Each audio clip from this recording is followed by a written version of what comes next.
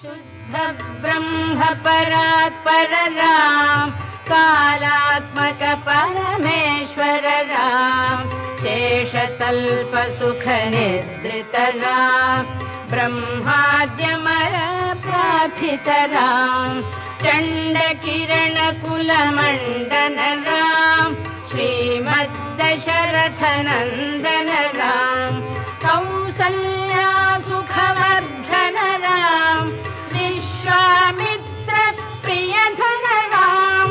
घोर ताटका घातक राम, मारीचादि निपातक राम, कौशिक मख संरक्षक राम,